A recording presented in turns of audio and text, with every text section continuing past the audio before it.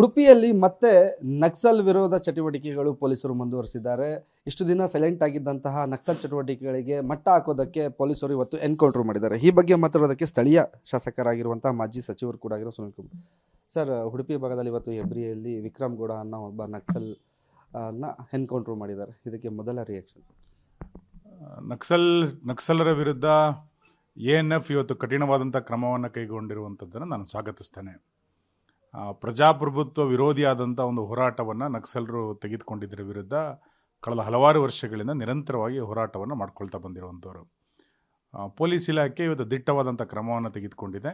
ಈ ಕಾರ್ಯಾಚರಣೆಯಲ್ಲಿ ಭಾಗವಹಿಸಿದಂತಹ ಎಲ್ಲ ಪೊಲೀಸ್ ತಂಡವನ್ನು, ನಾನು ANFನ ತಂಡವನ್ನು ಅಭಿನಂದಿಸ್ತೇನೆ. ಗುಂಡಿನ ಮುಖಾಂತರ ಪರಿವರ್ತನೆಯನ್ನು ಮಾಡ್ತೀವಿ ಎನ್ನುವಂಥ ಪರಿಕಲ್ಪನೆಯನ್ನು ಇಟ್ಕೊಂಡಂಥ ಒಂದು ತಂಡ ನಕ್ಸಲರ ತಂಡ. ಇವತ್ತು ಸಮಾಜದಲ್ಲಿರುವಂಥ ಯಾವುದ್ಯಾವುದೋ ಚಟುವಟಿಕೆಯ ಕಾರಣಕ್ಕೆ ಜನರನ್ನು ಪ್ರೇರೇಪಿಸ್ತಾ ಅವ್ರನ್ನ ದಿಕ್ಕು ತಪ್ಪಿಸುವಂಥ ಪ್ರಯತ್ನವನ್ನು ಇವತ್ತು ಮಾಡ್ತಾ ಇದ್ದಾರೆ.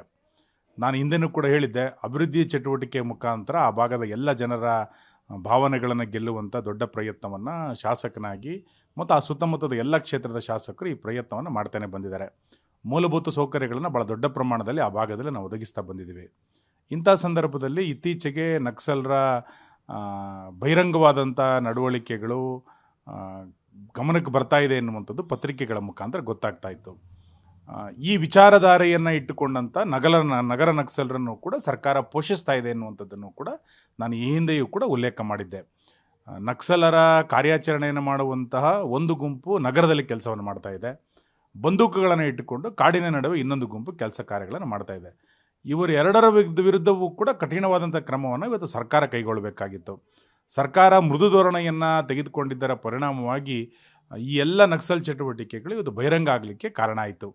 ಒಂದು ಕಾಲದಲ್ಲಿ ಮಲೆನಾಡಿನಲ್ಲಿ, ವಿಶೇಷವಾಗಿ ಚಿಕ್ಕಮಗಳೂರು ಮತ್ತು ಉಡುಪಿ, ದಕ್ಷಿಣ ಕನ್ನಡದ ಈ ಭಾಗಗಳಲ್ಲಿ ಏನು ನಕ್ಸಲ್ ಚಟುವಟಿಕೆ ಇತ್ತು, ಇದು ಸಂಪೂರ್ಣವಾಗಿ ಹಿನ್ನಡೆ ಆಗಿತ್ತು. ಅವರು ಪಕ್ಕದ ರಾಜ್ಯಗಳಿಗೆ ಹೋಗಿದ್ದಾರೆ ಎನ್ನುವಂಥ ಸುದ್ದಿಗಳು ಬಂದಿತ್ತು. ಇವತ್ತು ಈ ಸರ್ಕಾರ ಬಂದಂಥ ಸಂದರ್ಭದಲ್ಲಿ ಮತ್ತೊಮ್ಮೆ ಅದು ಗರಿಗೆದರಿದೆ. ಆದರೆ ಇವತ್ತು ನಿನ್ನೆ ನಡೆದಂಥ ಕಾರ್ಯಾಚರಣೆ ಬಹುಶಃ ನಕ್ಸಲರನ್ನು ಹಿಮ್ಮೆಟ್ಟಿಸಲಿಕ್ಕೆ ಬೇಕಾದಂಥ ಒಂದು ಒಳ್ಳೆಯ ಕಾರ್ಯಾಚರಣೆಯನ್ನು ಮಾಡಿದ್ದಾರೆ ಎಂದು ನಾನು ಅಂದ್ಕೊಳ್ತೇನೆ. ಈ ಕಾರ್ಯಾಚರಣೆ ಮುಂದುವರಿಬೇಕು. ನಕ್ಸಲರ ಚಟುವಟಿಕೆಯನ್ನು ಪರೋಕ್ಷವಾಗಿ ಬೆಂಬಲಿಸ್ತಾ ಇರುವಂತಹ ನಗರ ನಕ್ಸಲರ ವಿರುದ್ಧವೂ ಕೂಡ ಸರ್ಕಾರ ಕಠಿಣ ಕ್ರಮವನ್ನು ಕೈಗೊಳ್ಳಬೇಕು. ಯಾವುದೇ ಹಂತದಲ್ಲಿ ಅವರ ಜೊತೆಗೆ ರಾಜಿಯನ್ನು ಮಾಡಿಕೊಳ್ಬಾರ್ದು ಅಂತೇಳಿ ನಾನು ಸರ್ಕಾರವನ್ನು ಆಗ್ರಹಿಸ್ತೇನೆ. ಕಳೆದ ಕೆಲವು ವರ್ಷಗಳಲ್ಲಿ ಈ ನಕ್ಸಲ್ ಚಟುವಟಿಕೆ ನಿಶಬ್ದವಾಗಿತ್ತು, ಯಾರೂ ಕಾಣಿಸ್ತಿರ್ಲಿಲ್ಲ ಅಥವಾ ಯಾವುದೇ ಆಕ್ಟಿವಿಟೀಸ್ ಇರಲಿಲ್ಲ. ಈಗ ಮತ್ತೆ ಆಕ್ಟಿವಿಟೀಸ್, ಕಳೆದ ವಾರ ಒಂದಿಬ್ಬರು ಪ್ರಚಾರ ಮಾಡ್ತಾರೆ, ಮತ್ತೆ ಕೂಂಬಿಂಗ್ ಶುರು ಮಾಡಿದ್ದಾರೆ. ನಕ್ಸಲ್ ಚಟುವಟಿಕೆಗಳು ಕಡಿಮೆ ಆಗಲಿಕ್ಕೆ ಎರಡು ಕಾರಣ. ಮೊದಲನೇದು, ಆ ಭಾಗದ ಜನರನ್ನ ಅಭಿವೃದ್ಧಿಯ ಮುಖಾಂತರ ವಿಶ್ವಾಸವನ್ನು ಗಳಿಸಿದ್ವಿ. ಅಭಿವೃದ್ಧಿ ಆಗಿಲ್ಲ ಅನ್ನುವಂಥ ಮಾತನ್ನು ಹೇಳ್ತಾ ಇದ್ರು. ಅದು ಶೃಂಗೇರಿ ಇರ್ಬೋದು, ಮೂಡಿಗೆರೆ ಭಾಗ ಇರ್ಬೋದು, ಬೆಳ್ತಂಗಡಿಯ ಭಾಗ ಇರ್ಬೋದು, ಕಾರ್ಕಳದ ಭಾಗ ಇರ್ಬೋದು, ಈ ಎಲ್ಲ ಭಾಗಗಳಲ್ಲಿ ಅಭಿವೃದ್ಧಿಯನ್ನು ಮಾಡೋದ್ರ ಮುಖಾಂತರ ಅವರನ್ನು, ಆ ಭಾಗದ ಜನರನ್ನು ಗೆಲ್ಲುವಂಥ ಪ್ರಯತ್ನವನ್ನು ನಾವು ಮಾಡಿದ್ದು. ಎರಡನೇದು, ಅವತ್ತಿನ BJP ಸರ್ಕಾರ ನಕ್ಸಲರ ವಿರುದ್ಧ ದೊಡ್ಡ ಪ್ರಮಾಣದಲ್ಲಿ ಕಾರ್ಯಾಚರಣೆಗೆ ಇಳಿದಿದ್ದು. ಎಲ್ಲರನ್ನೂ ಕೂಡ ಕಠಿಣ ಕ್ರಮವನ್ನು ಕೈಗೊಳ್ಳುವಂಥ ಒಂದು ಒಳ್ಳೆಯ ಪ್ರಯತ್ನವನ್ನು ANFನ ಮುಖಾಂತರ ಸರ್ಕಾರ ಮಾಡಿತ್ತು. ಆ ಪರಿಣಾಮವಾಗಿ ನಕ್ಸಲ್ ಚಟುವಟಿಕೆಗಳು ಸಂಪೂರ್ಣವಾಗಿ ಕಡಿಮೆ ಆಗಿತ್ತು. ಆದರೆ ಈ 1.5 ವರ್ಷದ ಅವಧಿಯಲ್ಲಿ ಈ ಕಾಂಗ್ರೆಸ್ ಸರ್ಕಾರ ಬಂದ ನಂತರ ಮತ್ತೊಮ್ಮೆ ನಕ್ಸಲರಿಗೆ ಅವಕಾಶಗಳು ಸಿಗ್ತಾ ಇದೆಯೇನೋ ಅನ್ನುವಂಥ ಭಾವನೆಗಳು ಇವತ್ತು ನಮ್ಮ ನಡುವೆ ಬಹಿರಂಗವಾಗಿ ಕಾಣಲಿಕ್ಕೆ ಶುರುವಾಯಿತು. ಆದರೆ ನೆನ್ನೆಯ ಕಾರ್ಯಾಚರಣೆ ಸಮಾಧಾನ ತಂದಿದೆ. ಇದು ಇನ್ನಷ್ಟು ಮುಂದುವರಿಬೇಕು ಮತ್ತು ಇನ್ನು ಉಳಿದಿರುವಂಥ ಅಭಿವೃದ್ಧಿ ಚಟುವಟಿಕೆಗಳಿಗೆ ಸರ್ಕಾರ ದೊಡ್ಡ ಪ್ರಮಾಣದಲ್ಲಿ ಪ್ರೋತ್ಸಾಹವನ್ನು ಕೊಡಬೇಕು. ಇನ್ನೂ ಸಾಕಷ್ಟು ಸಮಸ್ಯೆಗಳು ಆ ಭಾಗದಲ್ಲಿದೆ. ಇವತ್ತು ಮೂಲಭೂತ ಸೌಕರ್ಯಗಳನ್ನು ನಾವು ಒದಗಿಸಿದರೂ ಕೂಡ ಇನ್ನೂ ಕೆಲವು ಸಮಸ್ಯೆಗಳಿದ್ದೇ ಇದೆ.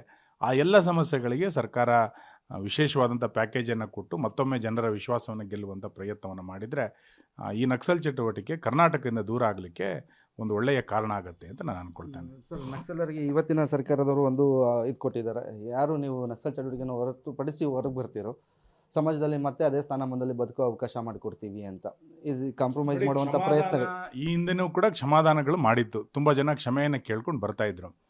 ಕ್ಷಮೆಯನ್ನು ಕೇಳಿ ಬಂದ ನಂತರ ಮತ್ತೆ ನಗರದಲ್ಲಿ ನಕ್ಸಲರಾಗಿ ಅವ್ರ ಕೆಲಸ ಕಾರ್ಯಗಳನ್ನು ಮಾಡಬಾರ್ದು. ಸರ್ಕಾರ ಈ ಬಗ್ಗೆ ಎಚ್ಚರಿಕೆಯನ್ನು ವಹಿಸಬೇಕು. ಯಾರು ನಕ್ಸಲ್ ಚಟುವಟಿಕೆಗಳಿಗೆ ಈ ರೀತಿ ಪರೋಕ್ಷವಾಗಿ ಬೆಂಬಲಿಸ್ತಾ ಇರುವಂಥ ವಿಶ್ವವಿದ್ಯಾಲಯಗಳಲ್ಲಿರುವಂಥ ಕ್ಯಾಂಪಸ್ನಲ್ಲಿರುವಂತಿರ್ಬೋದು, ಅಥವಾ ಸಾಹಿತಿಗಳು ಅಂತ ಹೇಳ್ಕೊಂಡು ಬರ್ತಾ ಇರುವಂಥ ಕೆಲವು ಜನ ಇರ್ಬೋದು, ಇನ್ಯಾರೋ ಬುದ್ಧಿಜೀವಿಗಳು ಅಂತ ಅಂದ್ಕೊಳ್ಳುವಂಥ ತುಂಬ ಜನ ನಕ್ಸಲ್ ಚಟುವಟಿಕೆಗಳಿಗೆ ಪರೋಕ್ಷವಾಗಿ ಬೆಂಬಲ ಕೊಡ್ತಾ ಇದ್ದಾರೆ ಅಂತ ನಮಗೆ ಅನ್ನಿಸ್ತಾ ಇತ್ತು. ಕ್ಷಮಾದಾನ ಒಂದು ಭಾಗ, ಅದ್ರ ಬಗ್ಗೆ ಚರ್ಚೆಗಳಾಗಬೇಕು. ಇಷ್ಟೆಲ್ಲ ಹಿಂಸೆಗಳನ್ನು ಮಾಡಿದಂಥವ್ರಿಗೆ ಕ್ಷಮಾದಾನ ಕೊಡಬೇಕಾ ಅನ್ನುವಂಥದ್ದು ಒಂದು ಚರ್ಚೆ ಇದ್ದೇ ಇದೆ. ಅದು ಇನ್ನೊಂದಿಷ್ಟು ಚರ್ಚೆಗಳನ್ನು ಮಾಡೋಣ. ಆದರೆ ನಗರ ನಕ್ಸಲರ ಬಗ್ಗೆಯೂ ಕೂಡ ಸರ್ಕಾರ ಎಚ್ಚರಿಕೆಯನ್ನು ತೆಗೆದುಕೊಳ್ಬೇಕಾಗಿರುವಂಥದ್ದು ಇವತ್ತಿನ ಅನಿವಾರ್ಯತೆ ಅಂತ ನಾನು ಅನ್ಕೊಳ್ತೇನೆ. ಸರ್, ಈಗ ಎನ್ಕೌಂಟರ್ಗೆ ಬಲಿಯಾಗಿರುವಂಥ ವಿಕ್ರಮ್ ಗೌಡನೇ ತೊಗೊಳೋದಾದರೆ ಸಾಕಷ್ಟು ವರ್ಷಗಳಿಂದ ಚಟುವಟಿಕೆಯಲ್ಲಿ ಭಾಗಿಯಾಗಿದ್ದರು. ಅವ್ರ ಮೇಲೆ ಚಿಕ್ಕಮಗಳೂರು ಜಿಲ್ಲೆಯಲ್ಲೂ ಕೇಸ್ಗಳು ದಾಖಲಾಗಿದೆ, ಉಡುಪಿಯಲ್ಲೂ ಕೇಸ್ಗಳು ದಾಖಲಾಗಿದೆ. ಆ, ಇಷ್ಟು ವರ್ಷಗಳ ಕಾಲ ಅವ್ರು ಬಿಡುವಂತಹ ಪರಿಸ್ಥಿತಿ ನಿರ್ಮಾಣ ಆಗ್ತಿದೆ. ಸಮಾಜದಿಂದ ದೂರ ಉಳ್ಕೊಂಡು ಕಾಡುಗಳಲ್ಲಿ ಇಟ್ಕೊಂಡು, ಅಂದರೆ ಅವರನ್ನ ಮಟ್ಟ ಹಾಕೋದಕ್ಕೆ ಸರ್ಕಾರ ಎಲ್ಲ ವಿಫಲ ಆಗ್ತಿದೆ. ಏನಂತಂದ್ರೆ ಈ ಹಿಂದೆ ಈ ರೀತಿ ಸ್ಥಳೀಯರ ಬೆಂಬಲಗಳು ಸಿಗ್ತಾ ಇತ್ತು. ಆದರೆ ಕಳೆದ 10 ವರ್ಷಗಳಿಂದ ಸ್ಥಳೀಯರ ಬೆಂಬಲ ಸಿಗದಲೇ ಇರೋ ಕಾರಣಕ್ಕೆ ಅವರು ಬೇರೆ ಬೇರೆ ರಾಜ್ಯಗಳಿಗೆ ಹೊರಟೋಗಿದ್ರು. ಈಗ ಮತ್ತೊಮ್ಮೆ ಇನ್ಯಾವುದೋ ವಿಷಯಗಳನ್ನು ಹೇಳ್ಕೊಂಡು ಸ್ಥಳೀಯರ ಬೆಂಬಲವನ್ನು ಗಳಿಸುವಂಥ ಪ್ರಯತ್ನವನ್ನು ಮಾಡಿದ್ದಾರೆ. 100% ಸ್ಥಳೀಯರು ಅದಕ್ಕೆ ಬೆಂಬಲವನ್ನು ಕೊಡೋದಿಲ್ಲ. ಸ್ಥಳೀಯರೆಲ್ಲರೂ ಕೂಡ ಸರ್ಕಾರದ ಪರವಾಗಿದ್ದಾರೆ, ಸಮಾಜದ ಪರವಾಗಿದ್ದಾರೆ. ಹಿಂಸೆಯ ಪರವಾಗಿ ಸ್ಥಳೀಯರು ಇಲ್ಲ. Okay sir. ಇದಿಷ್ಟು ಶಾಸಕರಾಗಿರುವಂತಹ ಸುನಿಲ್ ಕುಮಾರ್ ಅವರ ಮತ್ತು ಕ್ಯಾಮ್ರಾ ಪರ್ಸನ್ ಮಂಜು ಜೊತೆಗೆ ಮಾರುತಿ, ಪಬ್ಲಿಕ್ ಟಿವಿ, ಬೆಂಗಳೂರು.